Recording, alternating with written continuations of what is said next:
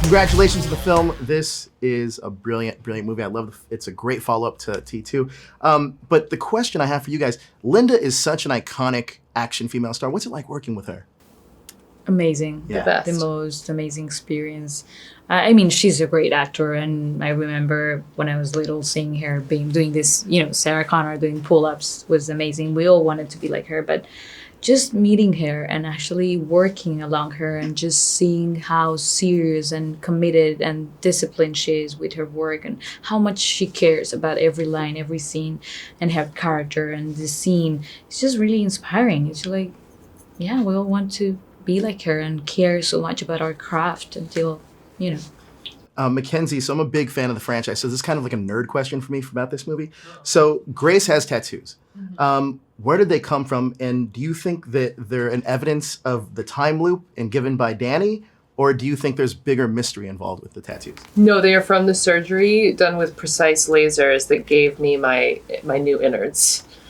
I'm so glad I knew the answer to that question because there's a lot of Terminator questions I do not know the answer to. Speaking of which, one of the biggest scenes in the movie that was visually stunning for me was that airplane. So you talk to me about the preparation for that and what it took and Tim directing that?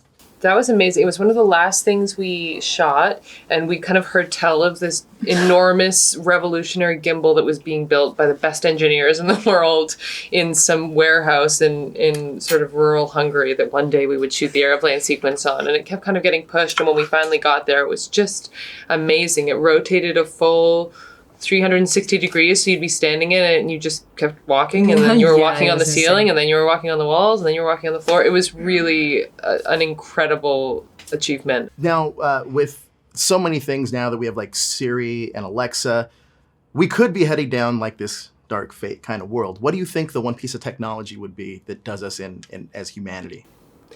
I think like fascism, it's just a small incremental shift that gets you comfortable with new realities in small doses until all of a sudden you're, yelling out in your home to have somebody order you toilet paper on Amazon because that's too much for you, but you've also invited this spy that listens to absolutely everything in your home. I don't know. I think we're already much too far down the path. I agree. Sometimes I just look at social media and it's like, wait, I was just having a conversation about this, and it pops up. Now, Natalia, Terminator, the franchise in general, there's a lot of ties to Mexico, especially in the past movies. So what's it like to start seeing that culture in this film? It's great. I mean, it's always been in the movie, as you said, but I think this one comes like with a bigger representation, and I think that's amazing. I think it's a reflection of how the world has changed and how Hollywood's changing, and we Latinos, I feel proud of this character, but also not only being one of the main characters, but also not being related to drugs or Sure. anything illegal. It's just like a fair representation of what Latino woman, so I think it's great, and this is just the start of a hopefully better and bigger representation. Speaking of the start of something, where would you guys kind of like to see this franchise go in the sequels? Because we've obviously seen sequels in the past, but where would you guys like to see this go?